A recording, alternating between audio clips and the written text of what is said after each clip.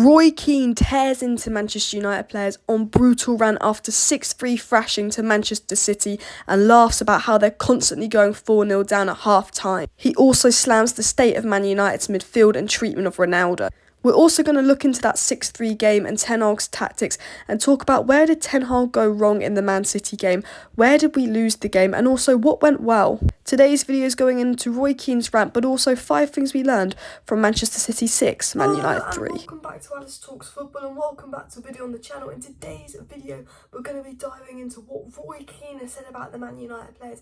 He's gone in on some of these Manchester United players and his thoughts on the 6-3 Manchester derby loss. But we're also going to be talking about 5 things we learned from the game, where we take a more constructive view at the game. So I do a post-match reaction after the game, which is kind of raw emotion, how I feel about the game. But then the next day I like to do a 5 things we learned from the game, where I actually look back at the game, analyse the game and talk about the positives and negatives from the game, who was good, who was poor, and what needs to be worked on and what we learned from the game. So let's get right into that. But before I get into that, please do smash that like button and of course subscribe down below, because I've got a brilliant live stream tonight keeping you guys up to date on all the latest news. We've got some interesting transfer news, some big stories about news going around, and I will be discussing more with you guys in my live stream tonight. And also I just want to mention this video is sponsored by the OneFootball app. So I am going to dive into what Roy Keane has had to say in a second, because it's pretty interesting. But I want to say this video is sponsored by the OneFootball app. There will be a link in the description to go ahead and download the OneFootball app. As you guys know, it's my favourite football app. It keeps me up to date with all the latest news, transfer news, updates and football news from around the world. And all I do is open the app and I get it up on my phone, and all the news I want is out there in front of me on the OneFootball app. And it just keeps us up to date with news from around the world, but there's also a specific section which keeps you up to date on specifically Man United news, score updates and more, so highly check it out. But let's get into the video. So we're going to get into what Roy Keane said now, and then I'm going to talk about 5 things we learned from the match. But this is what Roy Keane had to say. He said, if we needed a reminder of how good Man City are, we're getting it. But oh my god, Man United, it's like a game was too big for them. I almost can't believe what I'm watching. Maybe a lack of beliefs behind it. It's just been too easy for Man City. And then Roy Keane followed up by saying after the match, at a big club like Manchester United, you wonder what it must be like for these players sat in the dressing room 4-0 down at half-time. It must be bizarre. But then these players are getting used to it as they were 4-0 down to Brentford at half-time. And Roy Keane said, it's hugely embarrassing. It's brilliant City where Man United were desperate, particularly in midfield. They were overrun in midfield and defensively they were all over the shop. And Roy Keane is spot on. Man United are getting too used to being 4-0 down at half-time. At a team like United, that's unacceptable, that's disgraceful. They did lack belief. Ten Hag even said they lacked belief, and that was the problem. And Ten Hag said when he spoke to them in the dressing room, they lacked belief. But also he's saying the midfield was absolutely overrun. He's absolutely spot on. That midfield, I cannot believe Ten Hag didn't change it. I will say that. And that brings me into 5 things we've learned from the game. And that is, first of all, Casimiro needs to play. The midfield was poor. I do not know why Ten Hag didn't change at half-time. After 20 minutes, that midfield was getting rinsed. McTominay, Eriksen and Bruno long-term was never going to work. It wasn't. We need to play Eriksen in a more advanced role and play McTominay and Casemiro, or Fred and Casemiro, or Donny and Casemiro. I think that's what we need to do. And for me, I'm shocked Casemiro didn't come in at half-time. I understand why Ten Hag started McTominay, because he said he'd been playing well and it would be unfair to drop him, and that midfield did beat Arsenal. Why change an unchanged lineup? But I feel Ten Hag's too loyal. You've got Casemiro, you've got one of the best teams in the world. You need to change the lineup. And when we went 2-3 down, he should have done that sub early. He should have put Casemiro on. And the first thing we learned is Casemiro has to start the next game. We have to go into the next game with Casemiro, another player, and Eriksen, and that player being Donny, Fred or McTominay. I think Bruno needs to be dropped. I think that's what we've got to do for the next game. I think Casemiro has to play. Even Roy Keane and everyone's saying there was an issue in midfield. The second thing we learned, and Ten Hag came out and said this, is we did lack belief. Those United players lack belief. He said, you know, unlike the Brentford game where we didn't run, today the players lack belief. There's a confidence issue, there's a belief issue, and there's a big issue at Man United. And I said this in my match reaction.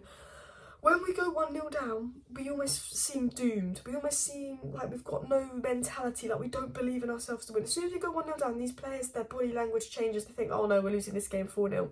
We used to be a team that would go 1-0 down and then we go and win the game 2-1 and we'd be second half at FC under Ollie. All of a sudden, it's like the last 6 months of just getting battered, the last year getting battered. When we go 1-0 down, we can't get back into a game because the most important thing about getting back into the game is the belief. I remember when Pep Guardiola gave his half-time team talk when City were 2-0 down to Villa at half-time, and this was, you know, the league title on the line. Pep told them, "I know you can win." And all Pep did in that team talk for Man City to turn that 2-0 down at half-time into a 3-2 win to win the league was tell them he believes in them, say, "I know you can win this, I believe in you." And that's probably what Ten Hag did at half-time to United players. Belief is so important when you go a goal behind. You can have the ability, but if you don't have the belief when you go a goal behind, you're screwed. We went 1-0 down to Brighton first game of the season, we got worse. We went 1-0 down to Brentford, we got worse. We went 1-0 down to City, we get worse. Whenever we concede an early goal and go 1-0 down, we get worse because we lack belief. We think we've gone 1-0 down, the game's lost already. And that is a massive issue. That is a massive issue that Ten Hag's going to have to work with. It's that mentality change. Maybe there's a lack of leaders on the pitch. But even Bruno's come out and said that this United side lacks belief. Even Bruno said there's a confidence issue, and Ten Hag's got to work with that. The third thing we learned, and a big positive from the game, was Martial got 2 goals. I thought Martial was brilliant, and I think Martial has to be our first choice number 9 this season. I love Ronaldo. I'm a Ronaldo fangirl, but I think Martial just links up the players. I think Martial, if he can stay fit, is going to be so important this season, so good this season. He came on, he made an instant impact, got that goal, looked really good on the pitch. But he is that attacker that I think we can build our attack around. And I think the one positive is Martial coming back from injury, scoring, getting his confidence up. Someone had a good performance, that was Martial today, and that is my positive. And I think he's going to be so important going forward, keeping him fit and all that is going to be so important. I think Martial and Casimiro have to start the next game. That is a 100% a given for me. The fourth thing we learned is there's still a long way to go. Ten Hag's not a miracle worker. There are a few idiots saying Ten Hag out. They're crazy. For me, Ten Hag is not a miracle worker. You know, we've got our hopes up. We won 4 games in a row and we get backed by City, and people are saying, "Oh, you know, Ten Hag got things wrong." But you know, you've got to remember, this is the Man United side that was responsible for our worst ever season last year. Worst ever season. This is the worst Man United side we've had in years. You know, Ten Hag took over Man United when it's been in the worst state in years. Oli left the club a lot worse than when he took over it. We had so many off-the-field issues, we had so many dressing room issues, we had so many attitude mentality issues, but we also had problems on the pitch with players not being good enough that have to play because we've got irresponsible owners that won't replace the players that aren't good enough, won't invest in Ten Hag, won't back Ten Hag. Ten Hag's got to work with a crap board, crap owners with lack of ambition, but also he's got to turn around a squad that came 6th last year, and 6th was a flattering position for us last year. West Ham bottled it. We could have come 7th or 8th. Ten Hag is, you know, we can't sit here and expect Ten Hag to turn that around in one season. You've got to remember, this Ten Hag rebuild, it could take 2-3 seasons. We might be Arsenal. We might come 8th this season like Arsenal did in the first season under Arteta, and then next season we might come 5th. But then the season after, we could be where Arsenal are in a title race. It's going to take 2-3 years under Ten Hag. He's got to get his players in. You've got to remember, we're not even playing Ten Hag ball. We're playing an adapted style of what Ten Hag wants to play, because he can't play the style of football he wants to play until he gets the players he wants. You can't play attacking football. We tried it didn't work.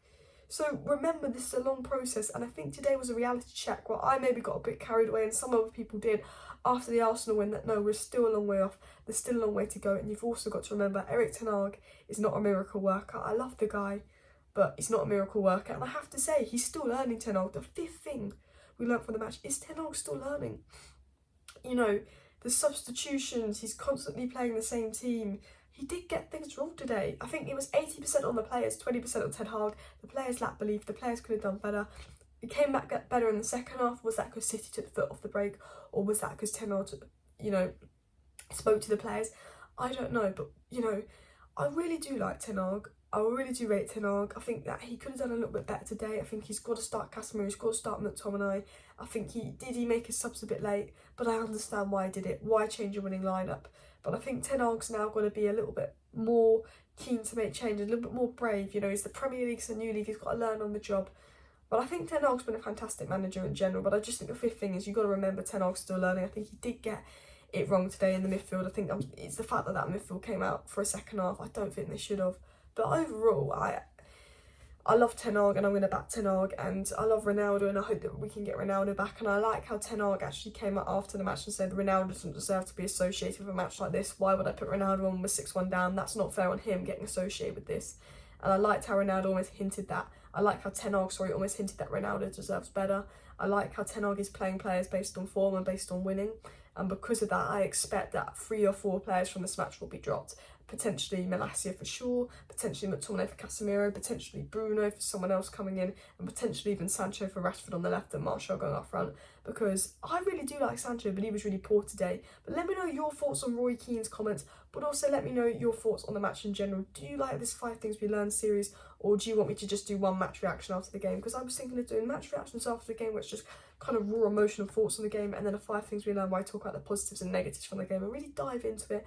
And because when I can do my 5 Things We Learned video, that would be after I record this video after Ten Hag's press conference, after Roy Keane's made comments, so we can actually talk about what other people have said as well. But thanks everyone for tuning in. Smash a like, smash a subscribe. I'm going to be live tonight, so please do subscribe, because the live viewers are down at the moment. The videos are doing great. Not many people are tuning into my lives at the moment, and I'm interacting with you guys, and you know, I want to get more people in the live show tonight, so please be there if you're watching now. See you next time. Bye.